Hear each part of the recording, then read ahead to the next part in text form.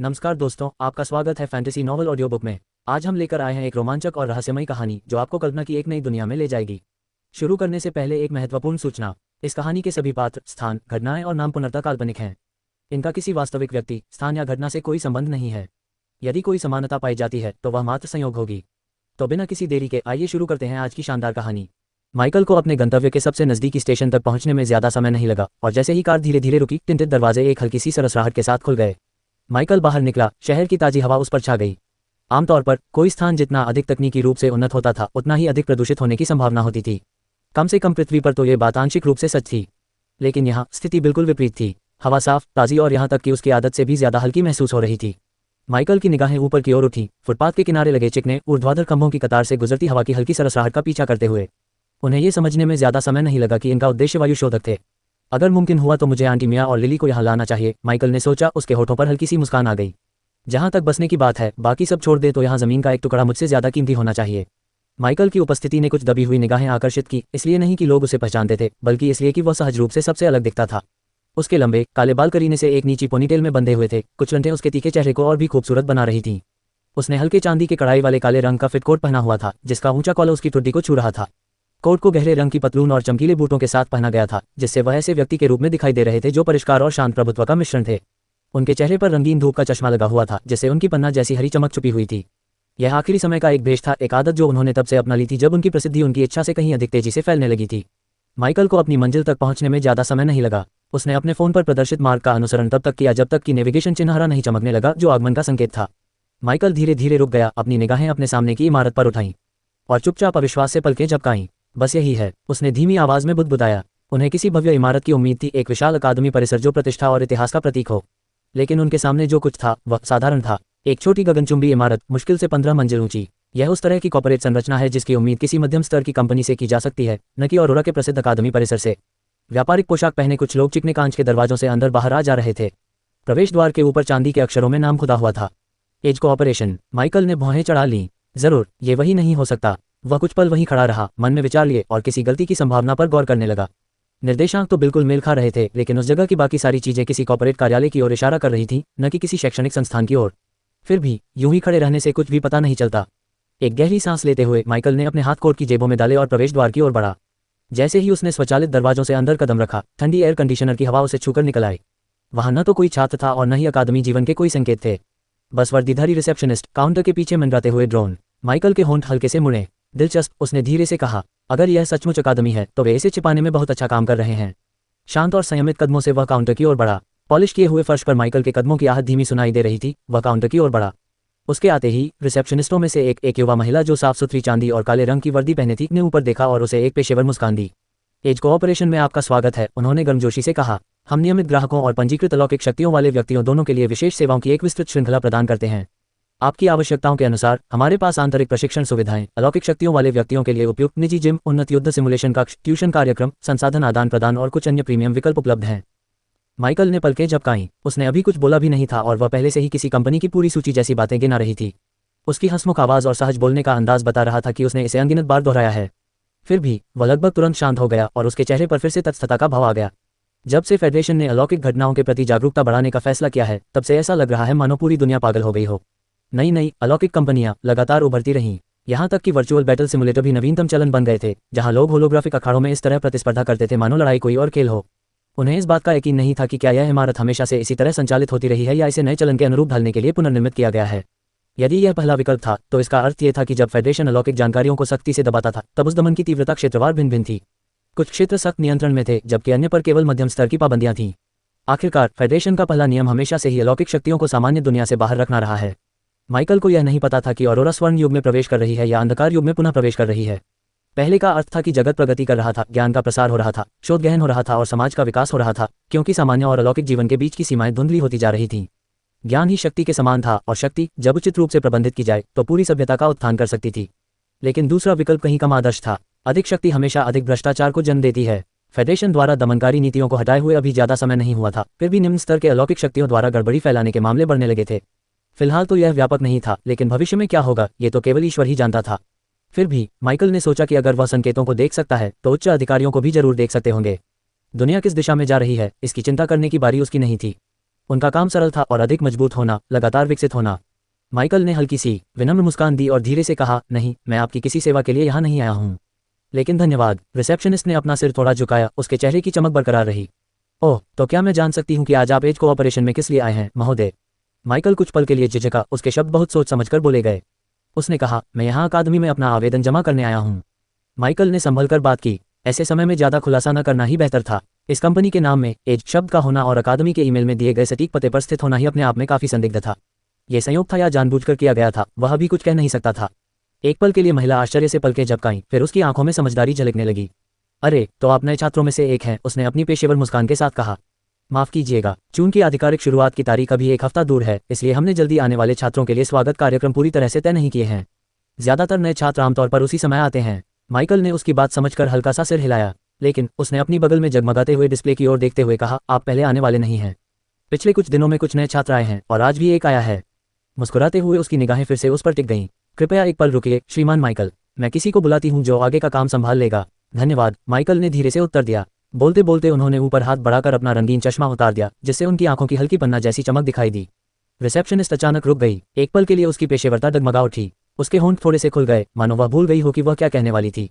इसमें उसकी कोई गलती नहीं थी। माइकल के रूप रंग का लोगों पर ऐसा ही प्रभाव पड़ता था। उनमें कुछ अवास्तविक सा था, एक ऐसी आभा जो अहंकार के बजाय शांत अधिकार का भाव लिए रहती थी।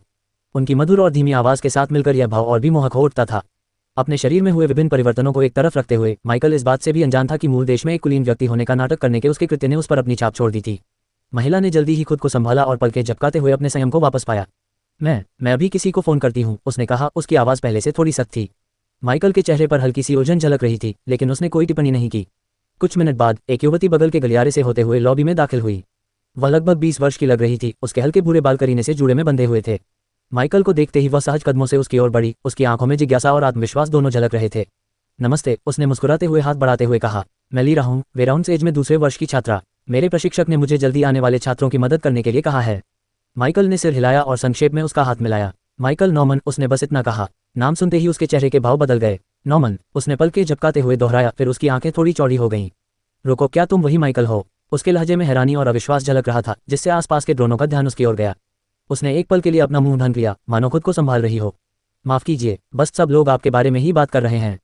वे ऐसा क्यों नहीं करेंगे? जिन छात्रों को जल्दी प्रवेश मिल गया था और जिन्हें कॉलेज की परीक्षाओं में भाग लेने की आवश्यकता नहीं थी, उन्हें छोड़कर बाकी अधिकांश छात्रों को इसमें भाग लेना पड़ा। और शीर्ष 10 प्रथम श्रेणी की अकादमियों की एकीकृत परीक्षाओं में कुल हताहतों में से 60% से अधिक के लिए अकेले माइकल ही जिम्मेदार था। यह एक नया रिकॉर्ड था। ऐसा नहीं है कि 10 अकादमियों के इतिहास में प्रभावशाली हस्तियां नहीं रही हैं, लेकिन जिस तरह वे सभी अपनी अपनी श्रेणी में अद्वितीय थीं, उसी तरह माइकल भी थे। माइकल को भी हैरानी हुई कि कोई उसे पहचान लेगा। फिर एक हफ्ते पहले परीक्षा के दौरान उसने जो किया था, उसे याद करके उसके चेहरे पर हल्की सी कड़वी मुस्कान आ गई। उम्मीद है इसका असर उसकी स्कूली जिंदगी पर नहीं पड़ेगा। लीरा थोड़ी देर में शांत हो गई, हालांकि उसके चेहरे पर हल्की सी उत्तेजना अभी भी झलक रही थी। माइकल सोच रहा था कि क्या एक वरिष्ठ को कनिष्ठ के प्रति ऐसा ही व्यवहार करना चाहिए। वह कुछ ज्यादा ही खुशमिजाज लग रही थी। माइकल ने इस बात पर ध्यान नहीं दिया कि हर जूनियर उसके जैसा नहीं था और हर सीनियर एक शक्तिशाली खिलाड़ी नहीं था। रैंक 2 पर पहुंचने के बाद अधिकांश लोगों के लिए लेवल अप करना तेजी से कठिन हो गया और इसमें कई कारक शामिल थे। अलौकिक शक्तियों वाले प्राणी होने के नाते उनका ध्यान केवल युद्ध या शक्ति पर ही नहीं था। नई तकनीकें सीखना, विभिन्न प्रकार के माना ऊर्जा के प्रयोग का अध्ययन करना और विशेष शिल्पकलाओं में भाग लेना, इन सब में बहुत समय और मेहनत लगती थी। स्तर बढ़ाने की जल्दबाजी से कहीं अधिक महत्वपूर्ण भविष्य की उन्नति के लिए एक ठोस आधार बनाना था। किसी के जागृत होने का मतलब यह नहीं था कि वह एक शक्तिशाली व्यक्ति बन गया था। माइकल जैसे विलक्षण लोग दुर्लभ थे, लेकिन फिर भी वह परिपूर्ण नहीं था। केवल शक्ति ही किसी को पूर्ण नहीं बनाती, और माइकल ये बात दूसरों से बेहतर जानता था कि उसकी ताकत में कुछ कमियां थीं। शारीरिक शक्ति के अलावा उसमें लगभग हर दूसरी चीज में सार की कमी थी। एक अजीब तरीके से यह इस बात का प्रमाण था कि दुनिया में अभी भी संतुलन मौजूद है। अंततः माइकल ने बातचीत का रुख दूसरी ओर मोड़ने का फैसला किया। तो उसने शांत स्वर में कहा, क्या अकादमी वास्तव में सिर्फ यही इमारत है? लीरा ने पलकें झपकाईं, फिर हल्की सी हंसी हंस पड़ी। बिल्कुल नहीं, उसने आंखों में शरारत की झलक के साथ जवाब दिया। ये तो सिर्फ मुख्य चौकी है, चेक पॉइंट, माइकल ने भौहें चढ़ाते हुए दोहराया। उसकी मुस्कान में थोड़ा सा रहस्य झलक रहा था। तुम्हें जल्द ही समझ आ जाएगा, उसने गलियारे की ओर मुड़ते हुए कहा। मेरे पीछे आओ। माइकल उसके पीछे पीछे चल रहा था, उसके कदमों की हल्की गूंज पॉलिश किए हुए फर्श पर सुनाई दे रही थी। जैसे जैसे वे आगे बढ़ते गए, इमारत में सन्नाटा बढ़ता गया। ड्रोन की हल्की भनभनाहट और रिसेप्शन की बातचीत दूर की फुसफुसाहट में घुलती चली गई। आखिरकार वे चिकने धातु के पैनल वाले दरवाजों के सामने रुक गए। तभी उन्होंने देखा कि वे एक लिफ्ट के सामने खड़े थे। लीरा ने दरवाजे के बगल में लगे चमकते पैनल पर अपनी हथेली रखी। एक हल्की सी घंटी बजी और एक होलोग्राफिक डिस्प्ले दिखाई दिया, जिसने प्रवेश देने से पहले उसकी पहचान स्कैन की। दरवाजे खुलते ही उसने हल्की मुस्कान के साथ कहा, पहले आप। माइकल अंदर दाखिल हुआ, उसकी निगाहें सहज रूप से अंदरूनी हिस्से का जायजा लेने लगीं। यह एक सामान्य लिफ्ट से कहीं बड़ी थी, जिसे कई लोगों को आराम से ले जाने के लिए बनाया गया था। जब लीरा उसके बगल में दाखिल हुई तो उसने डिस्प्ले पर आखिरी बटन दबाया, B12। सबसे दूर और अंतिम मंजिल। माइकल ने पलकें झपकाईं। एक भूमिगत मंजिल। उसने गुनगुनाते हुए कहा, उसके होंठ हल्के से मुड़े। बिल्कुल सही। लिफ्ट धीरे धीरे और खामोशी से नीचे उतरने लगी। दीवारों पर लगी बत्तियां मंद पड़ गईं और उनकी जगह हल्की नीली रोशनी छा गई। जैसे जैसे मंजिलें एक एक करके गुजरती गईं, B1, B2, B3। माइकल चुपचाप देखता रहा। धातु की दीवारों पर उसकी परछाई हल्की हल्की दिखाई दे रही थी। तो असली अकादमी सतह पर नहीं है। लीरा ने हल्की सी समझदारी भरी मुस्कान दी। आप ऐसा कह सकते हैं। लिफ्ट सुचारू रूप से नीचे उतरती रही। क्या आप हमारी अकादमी और अधिकांश साधना अकादमियों के बीच मुख्य अंतर जानते हैं? लीरा ने पूछा। माइकल ने उसकी ओर देखा। उसकी भौहें थोड़ी सिकुड़ी हुई थीं। अंतर? माइकल ने उत्सुकता से अपना सिर झुकाया। कैसे? आपको जल्द ही पता चल जाएगा, उसने आगे कुछ बताए बिना कहा। लिफ्ट आखिरकार धीमी हो गई। धातु के दरवाजे सरसराहट की आवाज के साथ खुल गए। उनका जो इंतजार कर रहा था उसे देखकर माइकल चौंक गया। उसके ठीक सामने एक विशालकाय द्वार खड़ा था। एक घुमावदार अंडाकार आकार का प्रवेश द्वार। असली वेराउंस एज में आपका स्वागत है, लीरा ने धीरे से कहा। यह अकादमी का प्रवेश द्वार है, या अधिक सटीक रूप से इसके क्षेत्र का द्वार। माइकल की आंखें थोड़ी चौड़ी हो गईं। क्षेत्र? लीरा ने सिर हिलाया और अंत में मुस्कुराते हुए उसकी ओर देखा। हर शीर्ष स्तरीय अलौकिक अकादमी की अपनी एक अलग दुनिया होती है, एक स्वतंत्र क्षेत्र जिसे अंतरिक्ष मोड़ने की तकनीक और उच्च स्तरीय गठन विशेषज्ञों द्वारा बनाया और स्थिर किया जाता है। हमारी अकादमी भी इससे अलग नहीं है। बिना कुछ कहे लीरा पोर्टल में प्रवेश कर गई। उसका शरीर प्रकाश की लहरों में विलीन हो गया और गायब हो गया। माइकल कुछ पल चुपचाप वहीं खड़ा रहा। फिर जिज्ञासा उस पर हावी हो गई। उसने आगे हाथ बढ़ाया और उसकी उंगलियां पोर्टल की सतह को छू गईं। अगले ही पल दुनिया एक तरफ झुक गई। रंग आपस में घुलते मिलते और फिर से बनते रहे। प्रकाश फैलता और सिकुड़ता रहा जब तक कि विकृति कम होने पर उसके कानों में एक धीमी सी गूंज सुनाई दी और माइकल को सबसे पहले अपने चेहरे पर एक हल्की हवा का झोंका महसूस हुआ। पब फ्यूचर एड्स। जब उसकी दृष्टि स्पष्ट हुई तो उसने खुद को हल्के रंग की धातु से बने एक चौड़े गोलाकार चबूतरे पर खड़ा पाया, जो उसके पैरों के नीचे धीरे धीरे चमक रहा था। उसके सामने एक विशाल विस्तार फैला हुआ था, जिसे देखकर माइकल की सांसें एक पल के लिए थम गईं। वह स्थान विशाल था। क्षितिज तक फैला एक विशाल शहर जैसा परिदृश्य था, जो आधुनिक सौंदर्य शास्त्र को प्राचीन भव्यता के साथ मिश्रित करने वाली ऊंची ऊंची इमारतों से भरा हुआ था। दोनों शैलियों का आपस में मेल नहीं होना चाहिए था, लेकिन किसी तरह वे पूरी तरह से मेल खा गईं। उसके ऊपर विशाल और अनंत आकाश फैला हुआ था, जो गहरे नीले रंग के विभिन्न शेड्स में रंगा हुआ था। तारे चमक रहे थे। ऊपर एक शांत रात थी, जो वास्तविक और अवास्तविक दोनों तरह की अनुभूति दे रही थी। लेकिन जिस चीज ने उनका ध्यान सबसे ज्यादा आकर्षित किया वह दृश्य नहीं था, बल्कि शहर के ऊपर हवा में तैरती हुई विशालकाय आकृति थी।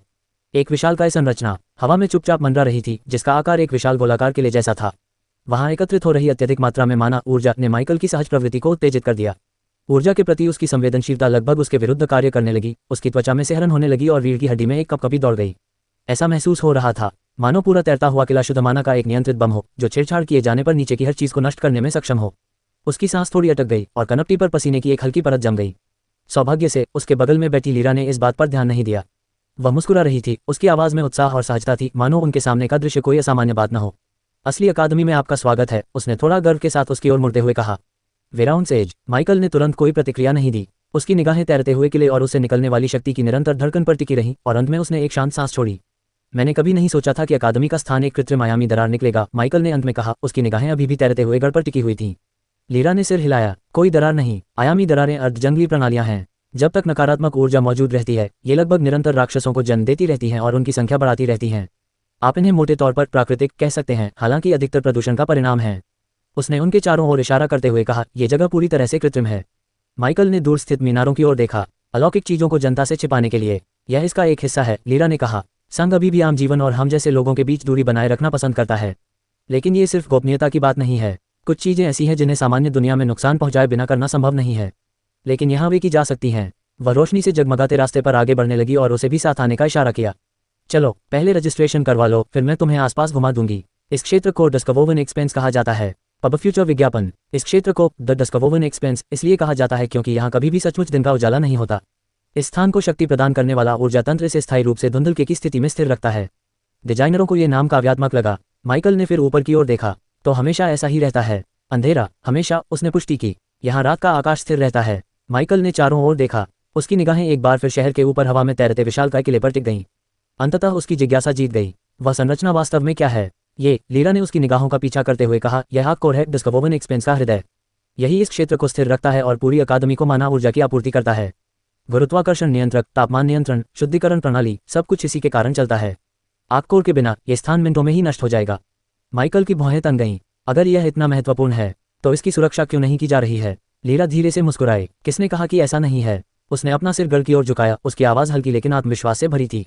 आप एक ऐसी अकादमी में खड़े हैं जहां सैकड़ों जागृत लोग हैं। अगर कोई बिना अनुमति के आग कोर तक पहुंच सकता है, हर रक्षा परत को पार कर सकता है और वहां के माना दबाव में जीवित रह सकता है, तो वह इसके लायक है।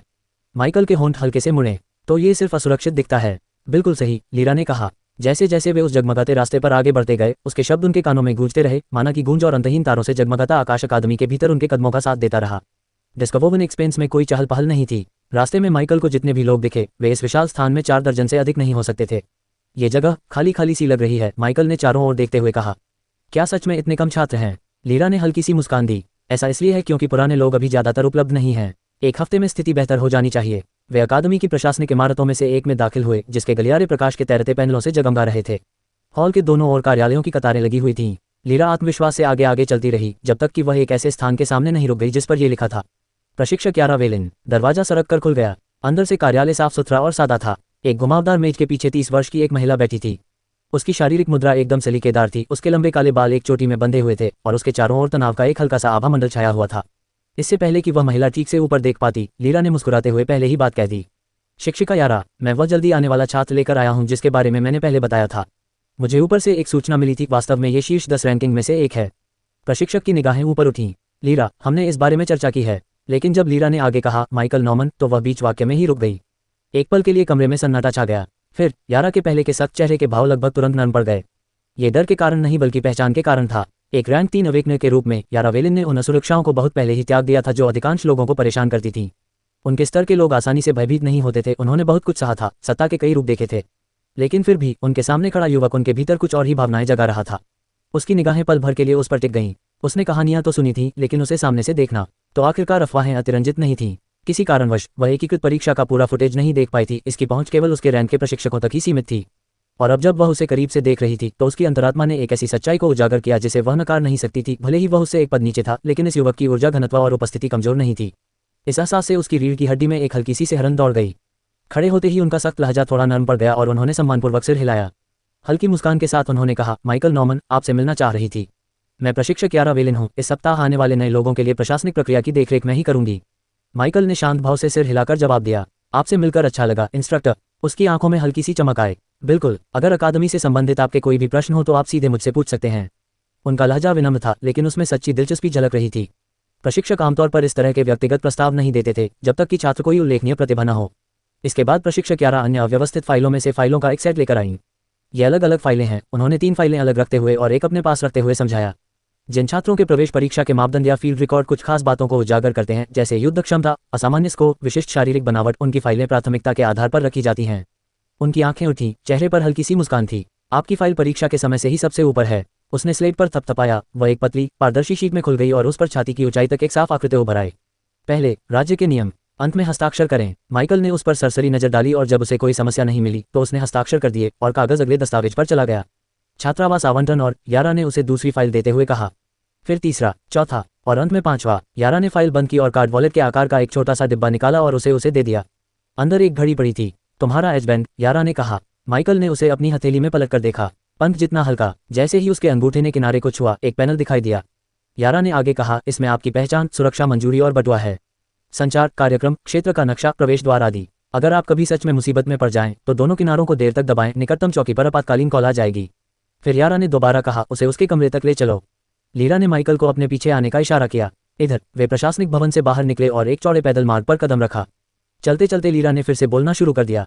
प्रत्येक वर्ष में 3 प्रकार के छात्रावास होते हैं। मानक 4 लोगों के लिए, 2 लोगों के लिए जो उच्च रैंक वाले या अनुशंसित छात्रों के लिए होते हैं, और एक व्यक्ति के लिए जो प्रत्येक वर्ष के शीर्ष छात्र के लिए आरक्षित होता है। उसने मुस्कुराते हुए उससे कहा, और इस समय संयोग से तुम ही हो। माइकल ने अपनी भौहें थोड़ी सी उठाईं, लेकिन कुछ नहीं कहा। उसके हाथ जेब में ढीले ढाले पड़े थे। कुल मिलाकर 10 सिंगल सीटर छात्रावास हैं, लीरा ने आगे कहा। हर कक्षा के लिए एक। ये बहुत बड़े हैं, लगभग निजी अपार्टमेंट जैसे। लेकिन बात यहीं खत्म नहीं होती। हर टॉप रैंक वाले छात्र को अकादमी क्रेडिट के रूप में मासिक वजीफा और अतिरिक्त साधना संसाधनों का एक बंडल मिलता है। आपको अपना पहला सेट अगले 24 घंटों के भीतर अपने आप मिल जाएगा। उसने उसकी कलाई की ओर इशारा करते हुए कहा, तुम बाद में अपने एजबैंड से अपना बैलेंस चेक कर सकते हो या देख सकते हो कि अकादमी स्टोर में क्या क्या उपलब्ध है। इसमें सब कुछ दिखेगा, गोलियां, शिल्प सामग्री, जादू के स्क्रॉल इत्यादि। माइकल ने चुपचाप सिर हिलाया। उसके चेहरे पर शांति थी, हालांकि मन ही मन वह उत्सुक था। अकादमी स्पष्ट रूप से अधिक व्यवस्थित थी। दोनों एक संकरी गली में आगे बढ़ते रहे जो एक छोटे से चौक में खुलती थी, जिसके चारों ओर कम ऊंचाई वाली आधुनिक दिखने वाली इमारतें थीं। जैसे जैसे वे चौक के अंत की ओर बढ़ते गए, लीरा के कदम हल्के होते गए। उसकी आवाज में उत्साह का एक स्वर था जिसने माइकल को उत्सुकता से उसकी ओर देखने के लिए मजबूर कर दिया। आगे की ओर इशारा करते हुए उसने कहा, यह वह इलाका है जहां निजी विला स्थित हैं। माइकल थोड़ा धीमा हुआ। विल्लास, हम। उसकी मुस्कान और चौड़ी हो गई। एक व्यक्ति के लिए बने छात्रावास। हर एक अपने आप में एक विला जैसा है, कुल मिलाकर 10 हैं, हर साल के सर्वश्रेष्ठ छात्र के लिए एक। आप नए खाली हुए विला के नए मालिक होंगे। जैसे जैसे वे आगे बढ़ते गए, नज़ारा बदलता गया। उनके आसपास की इमारतें कम होती गईं और उनकी जगह अर्धवृत्ताकार आकार में सजी हुई आलीशान आवासीय इमारतें दिखाई देने लगीं। पहले के छात्रावास परिसरों के विपरीत ये विला अलग थलग खड़े थे, प्रत्येक पारदर्शी ऊर्जा अवरोधों से घिरा हुआ था जो तारों की रोशनी में पानी की तरह हल्की हल्की झिलमिला रहे थे। माइकल एक पल के लिए रुका, उसकी आंखें थोड़ी सिकुड़ गईं। यहाँ हवा में माना कि घनत्व स्पष्ट रूप से अधिक थी। लीरा ने पीछे मुड़कर उसकी प्रतिक्रिया देखी और हल्के से हंस पड़ी। तुम्हें भी ऐसा ही लग रहा है ना? यहाँ की घनत्व सामान्य छात्रावास क्षेत्रों की तुलना में लगभग 1.5 गुना अधिक बताई जाती है। जैसे जैसे वे विलाओं के पास पहुंचते गए, उसका उत्साह बढ़ता ही गया। क्या आप विश्वास कर सकते हैं? वह खुशी से उछलते हुए बोली। मैं 2 साल से इस अकादमी में हूँ और शायद ये पहली बार है जब मैं किसी विला में प्रवेश कर रही हूँ। माइकल ने उसे सवालिया निगाहों से देखा। तुम यहाँ पहले कभी नहीं आए हो? बिल्कुल नहीं। विलाओं की कतार की ओर मुड़ते हुए लीरा की आंखें चमक उठीं। सबसे ऊपर वाला इलाका प्रतिबंधित है, यहाँ तक कि कर्मचारी और प्रशिक्षक भी बिना कारण के अंदर नहीं जाते। लेकिन चूंकि मैं आपको साथ लेकर आए हूँ, इसलिए मुझे आखिरकार अंदर का नज़ारा देखने का मौका मिल रहा है। वह मुस्कुराई, अपनी किस्मत पर साफ तौर पर खुश थी। तो इसके लिए धन्यवाद। माइकल के होंठ हल्के से फड़क उठे। मुझे खुशी है कि मैं आपकी मदद कर सका। विला के चारों ओर बनी बाड़ के सामने लीरा रुक गई और माइकल के एजबैंड की ओर इशारा किया। वह मुस्कुराते हुए उसकी ओर मुड़ी। उसने समझाया, ये एजबैंड एक्सेस कार्ड की तरह भी काम करते हैं। ये हर छात्र की पहचान और सुरक्षा स्तर से जुड़े होते हैं। अगर मैं गलत नहीं हूं तो आपका पहले से ही पंजीकृत होना चाहिए। इसे पोस्ट के सामने रखकर देखें। जैसे ही उसने द्वार के बगल वाले खंभे की ओर हाथ बढ़ाया, उसके सामने हवा में एक हल्की सी हलचल हुई। एक पतली चमकदार रेखा बाल की तरह उस अवरोध पर फैल गई और फिर धीरे धीरे बीच से अलग हो गई। किनारे खामोशी से पीछे हटते गए और तब तक चौड़े होते गए जब तक कि छेद इतना बड़ा न हो जाए कि उसमें से एक व्यक्ति गुजर सके। वे वहां से गुजर गए। उनके पीछे दरार बिना किसी आवाज के बंद हो गई। अंदर विला का परिसर उनकी अपेक्षा से कहीं अधिक विस्तृत था। हल्के रंग के पत्थरों से बना एक सीधा रास्ता एक ऐसे निवास की ओर जाता था जो किसी पुरानी पेंटिंग से लिया गया चित्र जैसा प्रतीत होता था। इसमें क्रीम रंग की साफ दीवारें थीं, गहरे रंग की ट्रिम वाली ऊंची आयताकार खिड़कियां थीं और म्यूट स्लेट की छत थी जो भारी लेकिन बेदाग दिखती थी। चौड़ी सीढ़ियों का एक समूह एक उतले बरामदे तक जाता था जिसमें मोटे और सरल चौकोर खंभे लगे थे जिनके ऊपर एक छोटी सी बालकनी थी। मुख्य परिसर लोगों की सोच से कहीं अधिक पुराना है, लीरा ने कहा और ध्यान दिया कि वह कहाँ देख रहा है। वेराउंड से लगभग 1 सदी से अस्तित्व में है। ये विला सबसे पहले नहीं बने थे, लेकिन ये बहुत लंबे समय से खड़े हैं। उन्होंने कहा, ये दिखता है। परिसर में सन्नाटा पसरा हुआ था। पेड़ों से छनकर आती हल्की हवा के अलावा कहीं कोई हलचल नहीं थी। आसपास कोई दिखाई नहीं दे रहा था, फिर भी सब कुछ उपेक्षित सा लग रहा था। घास कटी हुई थी, रास्ते साफ थे, खिड़कियों पर हाल ही में हुई सफाई की हल्की चमक थी। हमारे पास ऐसे लोग हैं जो रोजाना अकादमी का रखरखाव करते हैं, लीरा ने दरवाजे की ओर चलते हुए समझाया। माइकल ने अपनी भौहें ऊपर उठाईं। लोग, आपका मतलब है कि यहाँ सामान्य कर्मचारी भी काम करते हैं? लीरा ने कंधे के ऊपर से उसकी ओर देखा, उसके होठों पर एक शरारती मुस्कान थी। ये बिल्कुल सामान्य नहीं है, उसने कहा। जागरूक लोग इस तरह के छोटे मोटे काम नहीं करते, लेकिन इसका मतलब यह नहीं है कि ये काम होते ही नहीं हैं। माइकल ने थोड़ा भौहें चढ़ाईं, उसकी जिज्ञासा बढ़ गई थी। तो फिर इसे कौन संभालता है? लीरा की मुस्कान और चौड़ी हो गई, उसकी आंखों में शरारत की हल्की सी चमक दिखाई दी। क्या तुम उनसे अभी तक नहीं मिले हो? माइकल चुप हो गया, उसकी निगाहें एक बार फिर आंगन पर टिक गईं। हालांकि वहां कोई दिखाई नहीं दे रहा था, फिर भी वातावरण निर्जीव नहीं था। उसे हलचल महसूस हो रही थी, धुंधली टिमटिमाती उपस्थिति उसके होश में ऐसे समा रही थी जैसे शांत पानी में लहरें उठ रही हों।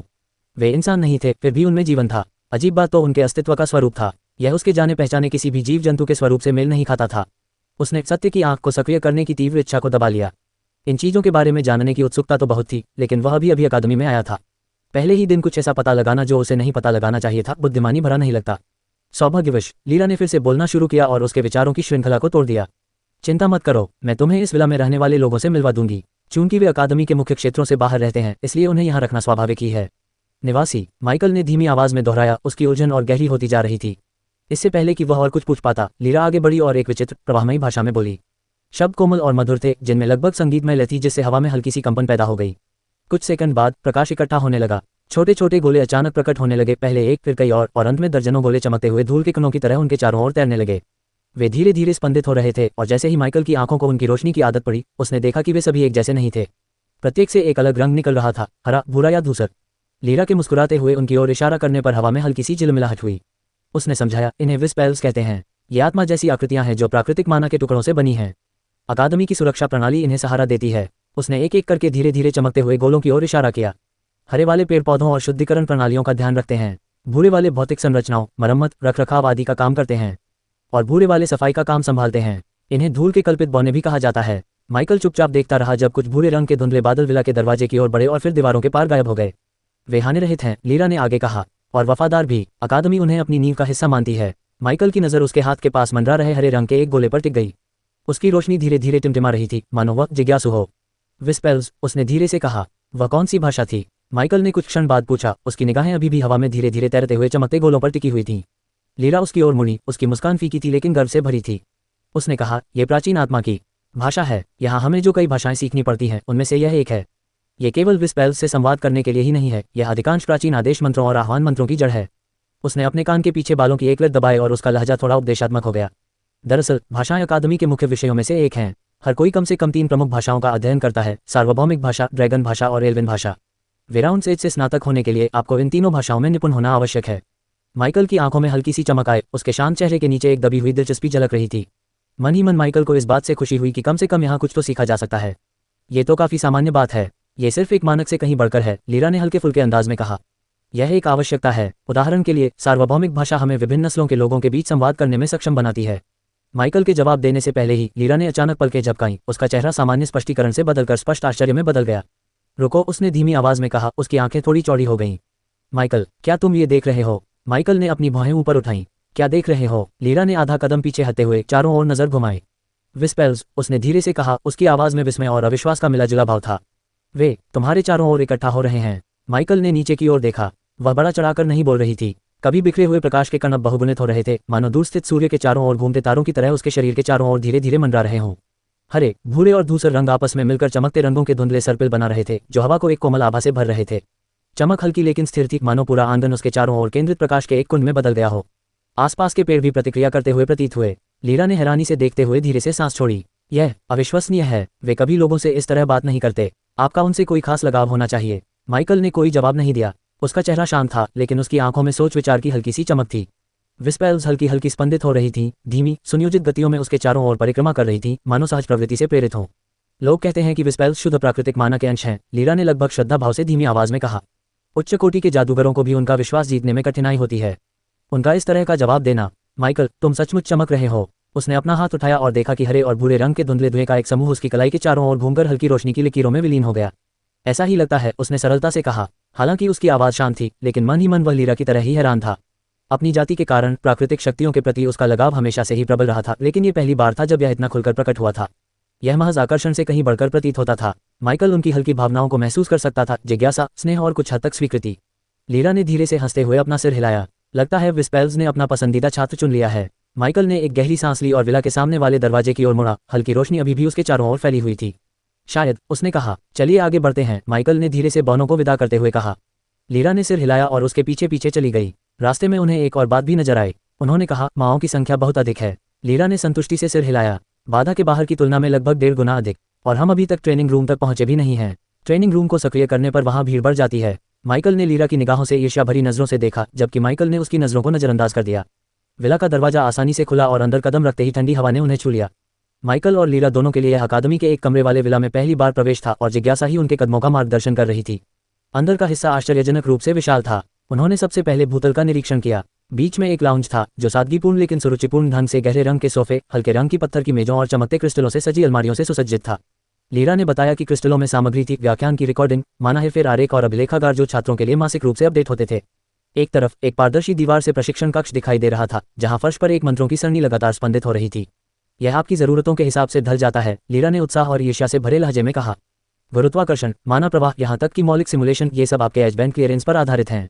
आप जैसे शीर्ष रैंकर्स को पूरी पहुंच मिलती है। माइकल ने सिर हिलाया और आगे बढ़ने से पहले संरचना का संक्षिप्त निरीक्षण किया।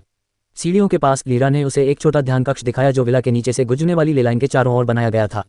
इसके बाद दोनों दूसरी मंजिल पर चढ़ गए। वह अधिक शांत और निजी थी। शयन कक्ष, अध्ययन कक्ष और एक निजी स्नानघर सुव्यवस्थित रूप से व्यवस्थित थे।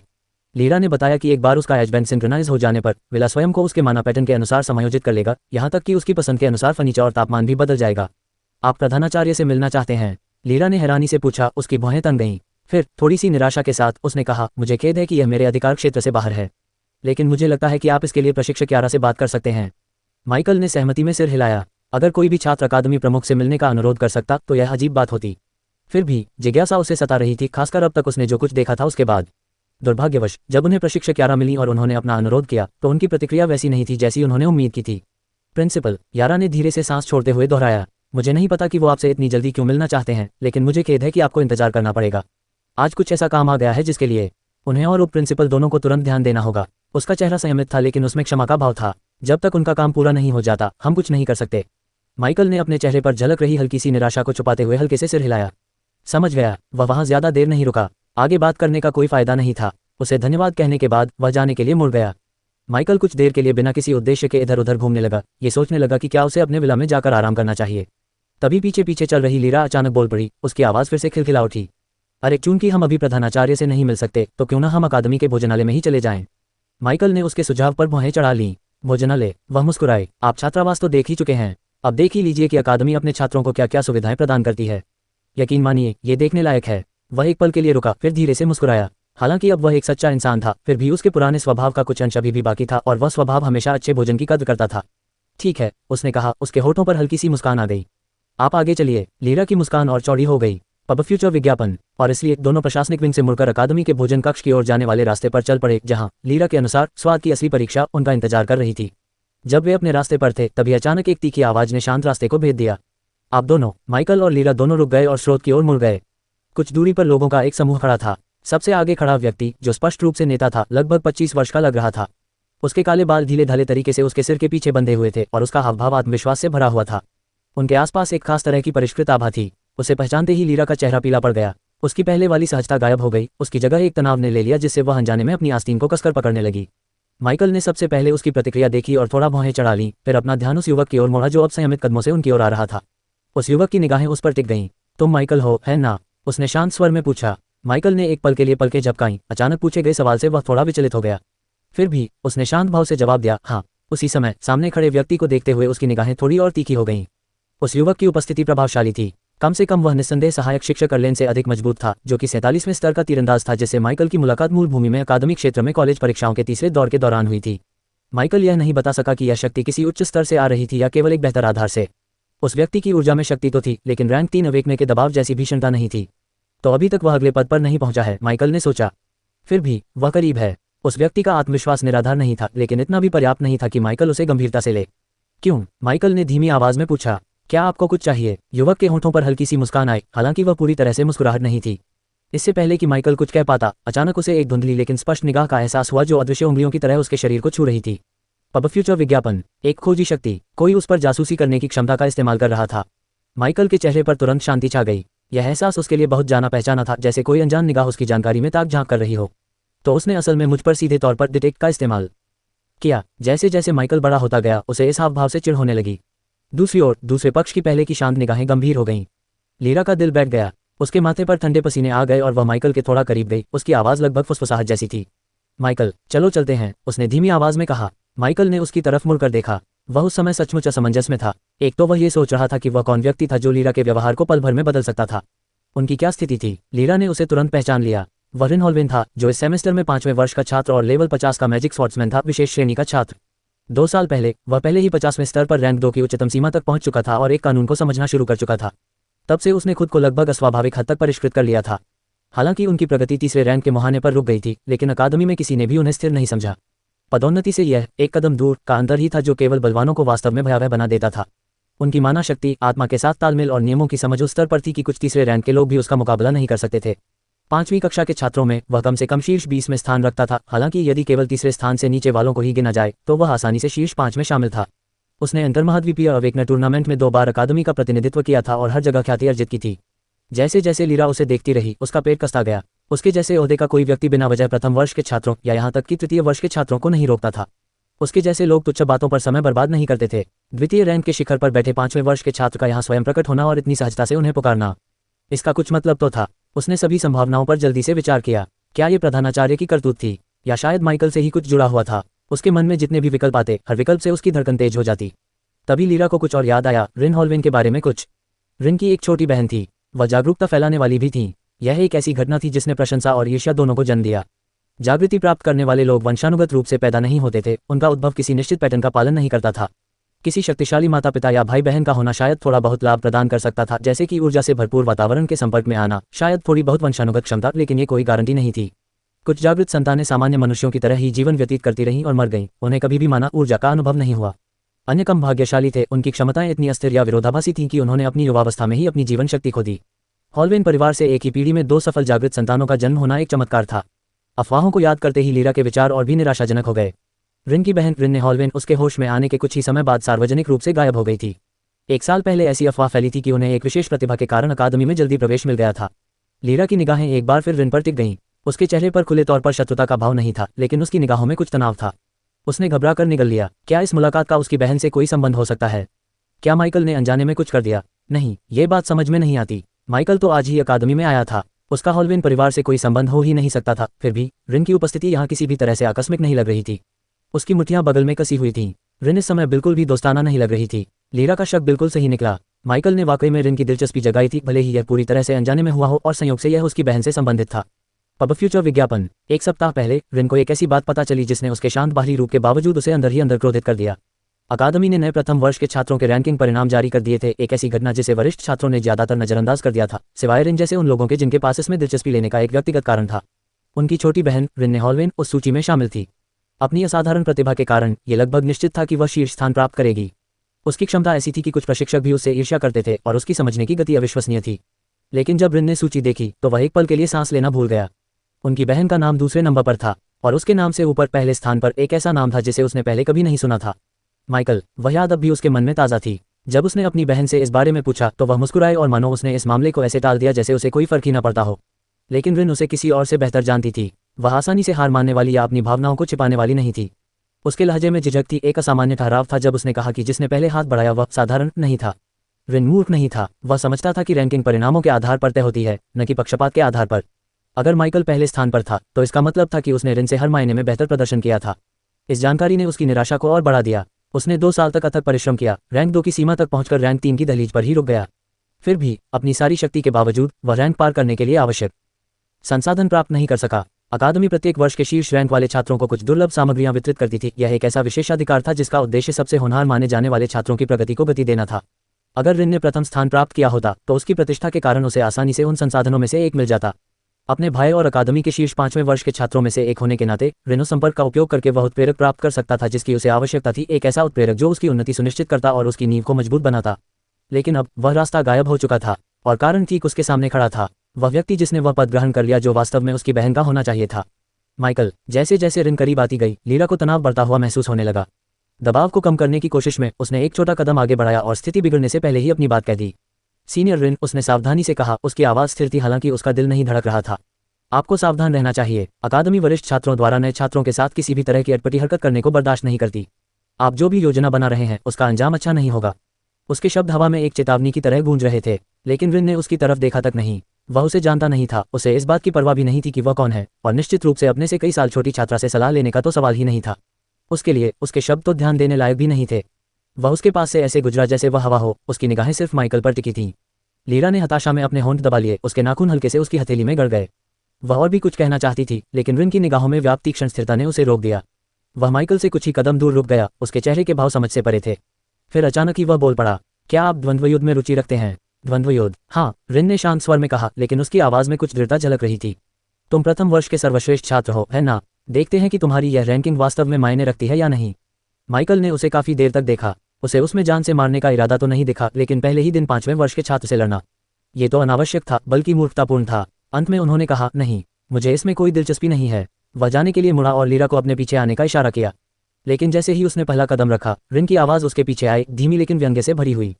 कितनी अफसोस की बात है, उन्होंने कहा। यह सोचकर हैरानी होती है कि परीक्षा के दूसरे दौर का तथाकथित माइकल नॉर्मन इतना काहे निकलेगा।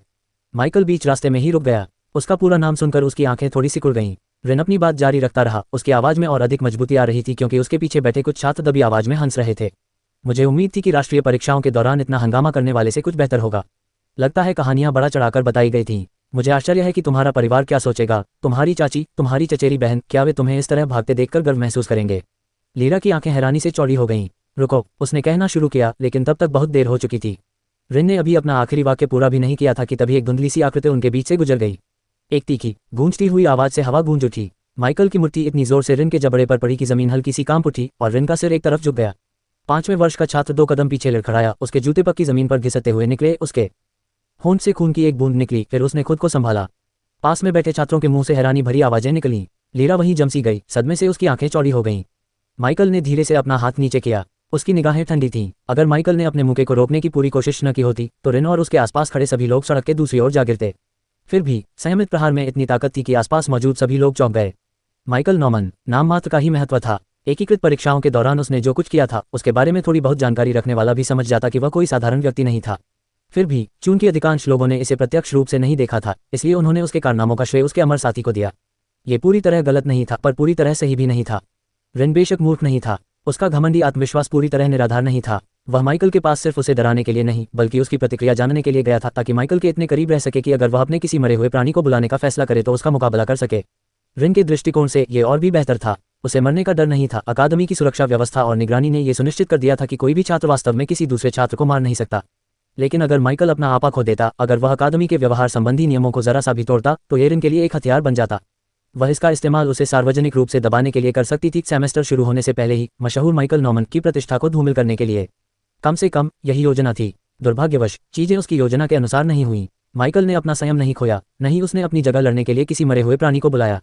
उसने बस कार्रवाई की और अपने हाथों से ही वार किया। इसका परिणाम विनाशकारी रहा। एक धीमी सी गड़गड़ाहट की गूंज सुनाई दी, जिसके बाद सन्नाटा छा गया।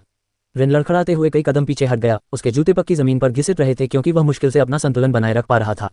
उसका चेहरा दर्द से नहीं, बल्कि अविश्वास से विकृत हो गया था। लीरा और आसपास के छात्र स्तब्ध खड़े थे, उनके मुंह थोड़े खुले हुए थे। उनमें से किसी ने भी माइकल को हिलते हुए नहीं देखा था। एक पल पहले वह शांत खड़ा था, अगले ही पल रिन लड़खड़ा रही थी। अगर वह मुक्का उन पर पड़ा होता तो वह उन्हें केवल पीछे ही नहीं धकेलता, बल्कि उन्हें हवा में उछाल देता। फिर भी ये तथ्य कि रिन को केवल कुछ कदम पीछे हटने के लिए मजबूर होना पड़ा, अपने आप में चौंकाने वाला था। यह कोई सामान्य छात्र नहीं था। रिन एक जादुई तलवारबाज थी, और वह कोई निम्न स्तर की तलवारबाज भी नहीं थी। अकादमी का पदानुक्रम स्पष्ट था। प्रत्येक वर्ष के शीर्ष क्रम के छात्र साधारण नहीं थे, लेकिन उनमें भी कुछ सीमाएं थीं। प्रथम वर्ष का शीर्ष छात्र, चाहे वह कितना भी प्रतिभाशाली क्यों न हो, आमतौर पर ऊपरी वर्षों के अभिजात वर्ग के छात्रों से तुलना नहीं कर सकता था। अधिकांश मामलों में पांचवें वर्ष का एक प्रतिभाशाली छात्र अपनी पूरी ताकत लगाए बिना ही पहले वर्ष के छात्र को आसानी से हरा सकता था। यदि कभी कभार कोई अपवाद होता भी, तो वह बहुत कम होता था। इसी वजह से वहां मौजूद लोग जो देख रहे थे उसे समझ नहीं पा रहे थे। शर्मिंदगी और अपमान से रिन का चेहरा लाल हो गया। उसके जबड़े में दर्द हो रहा था और उसके मुंह के किनारे से खून की एक हल्की सी धार बह रही थी। एक पल के लिए अपमान दर्द से भी ज्यादा तीव्र हो गया। उसके पीछे खड़े उसके गुंडों और आसपास के लोगों की फुसफुसाहट, दबी हुई आहें और कानाफूसी ने उसके सीने में भड़क रही आग को और भड़का दिया। उसकी उंगलियां फड़क उठीं। उसका स्वाभिमान, वर्षों से विकसित किया गया अनुशासन, सब कुछ टूटने की कगार पर था। एकमात्र प्रथम वर्ष के छात्र ने उसे झकझोर दिया था। और ये ताकत क्या थी? क्या वो कोई जादूगर नहीं था? नेक्रोमेंसर अपनी शारीरिक शक्ति के लिए कभी प्रसिद्ध नहीं थे। जादूगरों में भी प्रत्यक्ष युद्ध शक्ति के मामले में उनका स्थान लगभग सबसे निचला था।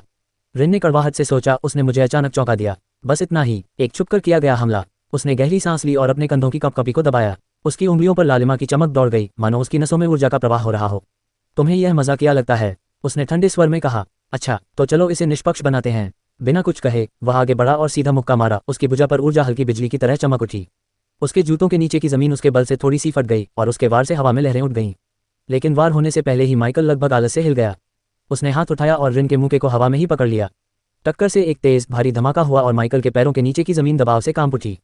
फिर भी वह टस से मज नहीं हुआ। उसका चेहरा शांत, यहाँ तक कि उदासीन भी था, मानो वह 5वें वर्ष के मैजिक स्वॉर्ड्समैन की मूर्ति के बजाय एक ट्रेनिंग डमी पकड़े हुए हो। रिन की बांह की नसें फूल गईं। उसने पीछे हटने की कोशिश की, लेकिन माइकल की पकड़ इतनी मजबूत और अटल थी, मानो उसका हाथ लोहे का बना हो। इसके बाद जो सन्नाटा छाया, वह कान फाड़ देने वाला था। तुम मजाक कर रहे हो? रिन ने धीमी आवाज में कहा। उसकी आंखें अविश्वास से चौड़ी हो गईं। उसने और जोर लगाया, अपनी बांह में और अधिक माना शक्ति डाली, लेकिन माइकल जरा भी नहीं हिला। लीरा की आंखें चौड़ी हो गईं, उसकी सांस गले में अटक गई। क्या उसने रिन का वार रोक लिया? उसने अविश्वास से सोचा। बस यूं ही। यहाँ 2 साल रहने के दौरान उसने कई प्रतिभाशाली छात्रों को देखा था, लेकिन ये कुछ अलग ही था। माइकल ने धीरे से सांस छोड़ी और रिन की मुट्ठी छोड़ दी। रिन आधा कदम पीछे लड़खड़ा गया। उसका स्वाभिमान और भी बुरी तरह आहत हुआ। उसका मन उसे फिर से हमला करने, किसी भी तरह खुद को साबित करने के लिए उकसा रहा था। माइकल की आंखें शांत थीं। माइकल थोड़ा मुड़ा और अपने बगल में खड़ी अचंभित लीरा पर एक नजर डाली। जब तक मैं किसी को अपन या मार नहीं डालता, तब तक सब ठीक है ना? उनकी आवाज शांत थी, लेकिन उसमें एक खामोश सी कड़वाहट थी जिसने शब्दों को एक चेतावनी की तरह मन में गूंजने दिया। लीरा ने एक पल के लिए अचंभित होकर पलकें झपकाईं, फिर जल्दी से सिर हिलाया। जी, मुझे ऐसा ही लगता है। माइकल के होठों पर एक हल्की सी मुस्कान आई, जो उसकी आंखों तक नहीं पहुंची। अच्छा, वह रिन की ओर मुड़ा। उसका हाथ अभी भी उसके बगल में ढीला लटका हुआ था। तो मैं इसे अनुमति मान लेता हूँ। उनके बीच की हवा पल भर में बदल गई। रिन की अंतरात्मा ने एक बार फिर चीख मारी। उसका मन उसे पीछे हटने के लिए कह रहा था, लेकिन उसका स्वाभिमान इसकी इजाजत नहीं दे रहा था। एक गहरी सांस लेते हुए उसने अपनी माना शक्ति को एक बार फिर बढ़ाया और लाल रोशनी के एक झटके के साथ उसकी तलवार उसके हाथों में प्रकट हो गई। वहां मौजूद लोग स्तब्ध रह गए। रिन, लीरा ने तीखे स्वर में आगे बढ़ते हुए कहा, अगर तुमने ऐसा किया तो तुम्हें निलंबित कर दिया जाएगा। लेकिन 5वें वर्ष के छात्र के शरीर से अचानक निकली ऊर्जा की तीव्र लहर में उसके शब्द दब गए। जैसे ही वह आगे की ओर झपटा, उसके जूतों के नीचे की पक्की सड़कें चटक गईं और उसकी तलवार लाल रोशनी के एक धधकते चाप में हवा को चीरती हुई निकल गई। जैसे ही वह आगे की ओर झपटा, उसके बूटों के नीचे पक्की सड़कें चटक गईं और उसकी तलवार लाल रोशनी के एक धधकते चाप में हवा को चीरती हुई निकल गई। दोनों आदमी एक साथ आगे बढ़े, तथापि वो वार कभी निशाने पर नहीं लगे। एक तीसरा व्यक्ति असामयिक समय में उनके बीच से निकल आया। दो चौड़े हाथ तेजी से बाहर निकले, एक ने माइकल की उंगलियों को पकड़ लिया, दूसरे ने रिन की तलवार को थाम लिया। उस झटके का असर अजनबी की बाहों से होते हुए जमीन पर एक धीमी भारी आवाज के साथ हुआ। धूल उनके पैरों के चारों ओर फैल गई। वह एक मजबूत कदकाठी का युवक था, जिसकी बनावट किसी किले जैसी थी, चौड़े कंधे, गठीली गर्दन और पत्थर जैसी मजबूत भुजाएं। उसने सादी, बिना आस्तीन वाली ट्रेनिंग टॉप और ढीली, गहरे रंग की पतलून पहनी हुई थी, जो घुटनों तक बंधी हुई थी। लीरा की सांस अटक गई। टारिस वेल्ड, उसने फुसफुसाते हुए कहा। यह भी एक लोकप्रिय हस्ती थी। चौथा वर्ष, नंबर 1। टारिस वेल्ड, एक मार्शल आर्टिस्ट। यहाँ तक कि रिन के साथ मौजूद लोग भी सजग हो गए। टारिस की कक्षा मार्शल आर्टिस्ट की सामान्य श्रेणी की कक्षा थी। कागजों पर तो यह एक सामान्य कक्षा थी, हर जगह मौजूद और नीरस। लेकिन टारिस के हाथों में ये पूरी तरह से कुछ और ही बन गई थी। ऐसी अफवाह भी थी कि वह पहले ही रैंक 3 की सीमा को छू रहा था और कुछ ही वर्षों में रैंक 4 को पार कर जाएगा। माइकल की निगाहें तेज हो गईं। उसे अपनी कलाई और कंधे में तुरंत प्रतिक्रिया महसूस हुई। पकड़ में थोड़ी ढील थी, लेकिन बहुत ज्यादा नहीं, जोड़ों की सुरक्षा के लिए पर्याप्त, इतनी नहीं कि उसे नर्म कहा जा सके। जो भी था, उसने सिर्फ बीच में हस्तक्षेप नहीं किया था, उसने बल को पूरी तरह से जमीन में समाहित कर दिया था। रिन की आंखें चमक उठीं। टारिस, उसने कहना शुरू किया। बस बहुत हो गया, टेरिस ने कहा। उसने दोनों मुट्ठियां खोल दी और अपने हाथों को बगल में लटका लिया। अकादमी के नियमों का पालन करना आवश्यक है। तुम दोनों ने पहला नियम तोड़ा, उसने माइकल से कहा और फिर रिन की ओर मुड़कर बोला, और तुम्हारी अगली चालें बाकी नियमों को भी तोड़ देंगी। रिन का जबड़ा कांपने लगा, गर्व और सावधानी के बीच संघर्ष चल रहा था। वह शुरू कर दिया, टेरिस ने हल्के से बीच में टोकते हुए कहा। तुमने चारा डाला, वजन बराबर है। 5वें वर्ष के छात्र का मुंह सिकुड़ गया। उसने आगे कोई बहस नहीं की। टारिस ने अपना ध्यान माइकल की ओर मोड़ दिया। माइकल ने बस हल्का सा सिर हिलाया और कुछ नहीं कहा। वह मुड़ा, अपने हाथ वापस कोट की जेबों में डाले और चलने लगा।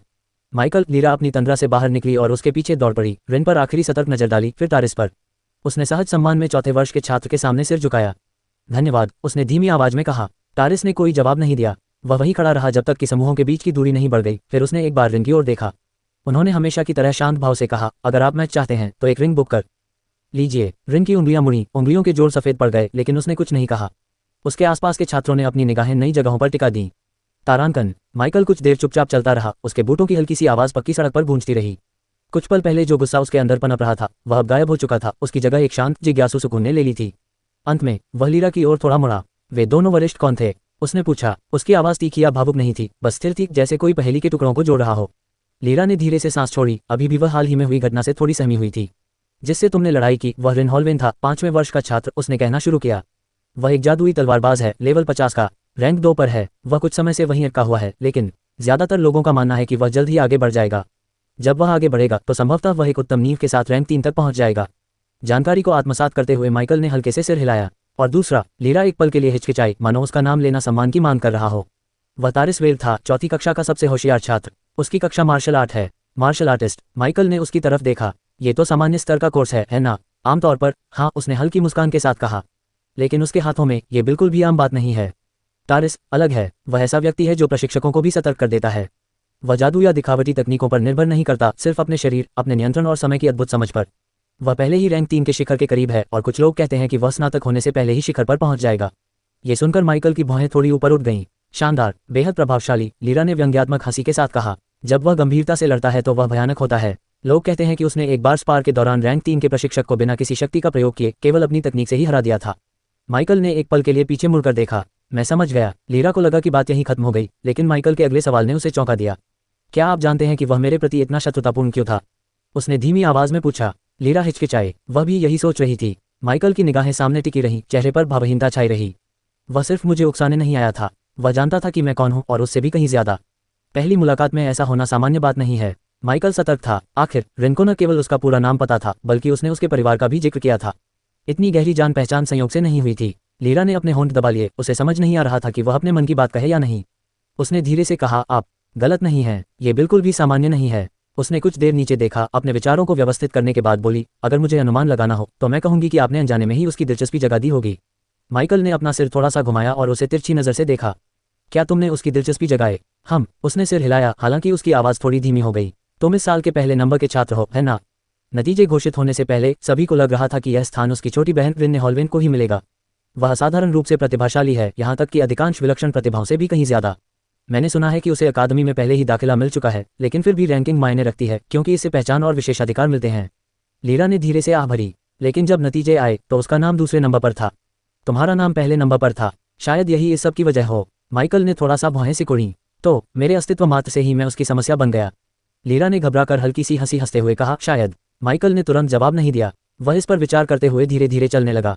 तर्क तो समझ में आ रहा था, लेकिन फिर भी कुछ बातों से खटक रही थी। किसी भी सूरत में जेस्टर अपने परिवार की रक्षा के लिए घर पर उनके साथ था। मामला चाहे जो भी हो, रिन को इतना पागल नहीं होना चाहिए कि वह उन्हें निशाना बनाए। इस तरह दिन पलक झपकते ही बीत गए और माइकल को अकादमी पहुंचे 6 दिन हो चुके थे। पहले दिन की तुलना में जब स्कूल लगभग खाली था, आज ये कहीं अधिक जीवन था। माइकल ने ऐसे और भी लोगों को देखा जो उसकी तरह ही तरोताजा देख रहे थे। स्पष्ट रूप से नए छात्र और लीरा जैसी अन्य महिलाएं भी थीं जो अकादमिक जीवन से पहले से परिचित लोगों की तरह संयमित व्यवहार कर रही थीं। पिछले 6 दिनों में माइकल ने अकादमी के बारे में जितना सोचा था उससे कहीं अधिक जान लिया था। उसने मान लिया था कि यह सिर्फ एक दिखावा है, एक ऐसी चीज जो असली स्कूल की बजाय एक संगठन की तरह काम करती है। वह लगभग गलत था। अकादमी में वास्तव में शिक्षा दी जाती थी, लेकिन उस तरीके से जो उनके लिए कहीं अधिक सरल था। कोई निश्चित संरचना नहीं थी, कोई ऐसी व्यवस्था नहीं थी जो लोगों को उस तरह विभाजित करती हो जैसे विज्ञान और कला ने कभी किया करती थी। इसके बजाय अकादमी 10 साल के चक्र पर काम करती थी। छात्र परीक्षाओं के माध्यम से नहीं बल्कि समय बीतने के साथ प्रगति करते थे। इसका मतलब ये था कि अगर माइकल 10 साल तक बिल्कुल कुछ भी न करे तब भी वह 10वें वर्ष का छात्र बन जाएगा। लेकिन क्या कोई वास्तव में उस तरह से स्नातक की उपाधि प्राप्त कर सकता है? यह एक बिल्कुल अलग सवाल था। एक बात जो वह अच्छी तरह समझता था वह थी अकादमी का असली उद्देश्य और यह कि उसके छात्रों को किस प्रकार स्नातक होना चाहिए। पिछले 6 दिनों में लगभग लगातार उसके साथ रही लीरा की बदौलत माइकल को न केवल अकादमी के बारे में बल्कि उससे परे की व्यापक दुनिया के बारे में भी जानकारी मिली थी। अकादमी का अपने सभी छात्रों के लिए मुख्य उद्देश्य सरल था, उन्हें लड़ने के लिए तैयार करना। लेकिन उनके दुश्मन सिर्फ राक्षस ही नहीं थे, वे पराई जातियां थीं, उनकी दुनिया से परे के प्राणी। और उनमें से एक ऐसा था जो सभी जातियों का समान रूप से शत्रु था, जिसका नाम माइकल पहले से ही पहचानता था, राक्षस। लीरा के अनुसार ये प्राणी नरक की 99 परतों के भीतर निवास करते थे। नरक की 99 परतें, नाम भी पौराणिक लगता था, लेकिन लीरा ने जब इसके बारे में बात की तो उसका लहजा बेहद गंभीर था। उसने समझाया कि नरक प्राचीन कथाओं में वर्णित अग्नि और अनंत यातनाओं का लोक नहीं है। यह एक वास्तविक स्थान है, पाताल लोक और शून्य की तरह एक अलग आयाम। जैसे जैसे कोई गहराई में जाता है, प्रकृति के नियम और भी विचित्र होते जाते हैं। और उस दुनिया के केंद्र में राक्षस रहते थे, जिनमें से कुछ प्राचीन चेतन प्राणी थे जो लिखित इतिहास से पहले अस्तित्व में थे। वे किसी भी राक्षस से अलग थे। राक्षस मर सकते थे, मारे जा सकते थे या अपनी आत्मा तक नष्ट हो सकते थे। लेकिन दानवों के साथ ऐसा नहीं था। उन्हें मारा जा सकता था, हाँ, लेकिन केवल अस्थायी रूप से। उनका भौतिक रूप नष्ट हो सकता था, उनकी आत्मा चकनाचूर हो सकती थी, लेकिन जब तक नरक का अस्तित्व था वे अंततः उसी परतों से पुनर्जन्म लेकर लौट आते। कुछ लोगों का मानना था कि वे वास्तव में जीवित प्राणी नहीं थे, बल्कि नरक की इच्छा के अंश थे जिन्हें नकारात्मक ऊर्जा द्वारा आकार दिया गया था। सत्य जो भी हो, एक बात निश्चित थी, उन्हें मिटाया नहीं जा सकता था। अगर बात सिर्फ इतनी ही होती तो शायद इंसानियत और दूसरी जातियां उन्हें बर्दाश्त कर लेती, उन्हें अलग थलग कर देती और उनके अस्तित्व को नजरअंदाज कर देती। लेकिन ये राक्षस निष्क्रिय नहीं थे। वे परजीवियों की तरह व्यवहार करते थे, अलग अलग लोगों के बीच की बाधा को चीरते हुए जीवित दुनियाओं तक पहुंच जाते थे। एक बार जब उन्हें कोई जीवित दुनिया मिल जाती तो वे उसे खा जाते। उन्होंने ग्रह की सारी ऊर्जा सोख ली, उसकी शक्ति को अवशोषित करके खुद को मजबूत बनाया और पीछे केवल निर्जीव बंजर भूमि छोड़ दी। इसी तरह संपूर्ण सभ्यताएं नष्ट हो गईं। उनकी इसी अथक भूख ने उन्हें आकाशगंगाओं में एक और नाम दिलाया था, जीवन के विनाशक। उन्होंने विजय या प्रभुत्व के लिए आक्रमण नहीं किया, उन्होंने तो बस सब कुछ नष्ट करने के लिए आक्रमण किया। एक ही राक्षसी आक्रमण सदियों पुरानी सभ्यता को नष्ट कर सकता था। उन्हें अपने शिकारों को मारने की आवश्यकता नहीं थी, उनके पास बहुत देर तक रहना ही उनकी जीवन शक्ति और आध्यात्मिक ऊर्जा को सोखने के लिए पर्याप्त था। लोग सोचते हैं कि राक्षस दुष्ट होते हैं, लीरा ने कहा था, लेकिन वे मानवीय अर्थों में दुष्ट नहीं होते। वे तो बस जानबूझकर किए गए प्राकृतिक आपदाएं हैं। लीरा के अनुसार नरक की 99 परतें ब्रह्मांड की जटिलता को दर्शाती हैं। ऊपरी परतों से छोटे राक्षस पैदा होते हैं, मध्य परतों से ही सच्चे दानव स्वामियों का जन्म हुआ। वर्दोक, सूर्यों का भक्षक, लिरिस, छायाओं की रानी, जेवरान, आलस्य का राजा, और उन सबसे नीचे, समझ से परे, उनमें से सबसे प्राचीन महाराक्षस निवास करते थे। कुछ लोग उन्हें देवता होने का दावा करते थे। अकादमियों का मुख्य उद्देश्य यही था, चाहे वे शूरवीरों और जादूगरों के लिए साधना अकादमियां हों या माइकल जैसे जागृत लोगों के लिए बनी अकादमियां, उन सभी का एक ही एकीकृत लक्ष्य था, संघर्ष की तैयारी। सभी लड़ाइयां राक्षसों या दानवों के खिलाफ नहीं लड़ी गईं, लेकिन प्रत्येक छात्र को एक सत्य की छाया में पाला पोसा गया, ब्रह्मांड में शांति नहीं थी। नरक और उसके निवासी एक अथाह खतरा थे, लेकिन अरोरा की दुनिया के सामने केवल यही खतरा नहीं था। दरअसल लीरा ने स्पष्ट रूप से कहा था कि यदि राक्षस कभी भी पूरी तरह से पर्दा तोड़कर बाहर आ गए तो सारी सृष्टि उनके विरुद्ध एकजुट हो जाएगी। लेकिन जब तक वह दिन नहीं आया, अरोरा के लिए सबसे बड़ा खतरा उनसे नहीं बल्कि दूसरों से था। अन्य नस्लें, नरक दूर था और हालांकि उससे भयभीत रहा जाता था, लेकिन उसका प्रभाव सीमित था क्योंकि राक्षसों के लिए नरक छोड़ना आसान नहीं था। तारों के बीच भटकती असंख्य बुद्धिमान जातियों के बारे में ऐसा नहीं कहा जा सकता था। अन्य ग्रहों पर जन्मी सभ्यताएं कुछ शांतिप्रिय थीं, कुछ अवसरवादी थीं और कुछ हर मायने में शिकारी थीं। लीरा ने कहा था कि किसी भी जाति का खुद को अकेला मानना अहंकार की बात है। अरोरा कई माना युक्त दुनियाओं में से एक थी और प्रत्येक का विकास अलग अलग तरीके से हुआ था। संपर्क स्थापित होते ही प्रतिस्पर्धा का जन्म हो गया और इसलिए भले ही अकादमियों की स्थापना आंशिक रूप से राक्षसी पुनरुत्थान से निपटने की तैयारी के लिए की गई थी, लेकिन यह उनके अस्तित्व का केवल आधा कारण था। दूसरा आधा कारण, अधिक सच्चा और तात्कालिक कारण, अरोरा के लोगों को मजबूत करना था ताकि वे अन्य जातियों द्वारा गुलाम न बनाए जाएं, उनका शोषण न किया जाए या उन्हें मिटा न दिया जाए। राक्षस विनाश करते हैं, लेकिन दूसरी जातियां वे विजय प्राप्त करती हैं। लीरा ने एक बार कहा था, यदि राक्षसों की इच्छा जीवन को ही नष्ट करने की थी तो अन्य राक्षसों की इच्छा उस पर नियंत्रण करने की थी। जब उसने यह बात समझाई तो माइकल चुप रहा। वह इसके पीछे का तर्क समझ सकता था। दुनिया विशाल है, शक्ति सीमित है और संसाधन भी सीमित हैं। तारांकन तारांकन तारांकन तारांकन तारांकन।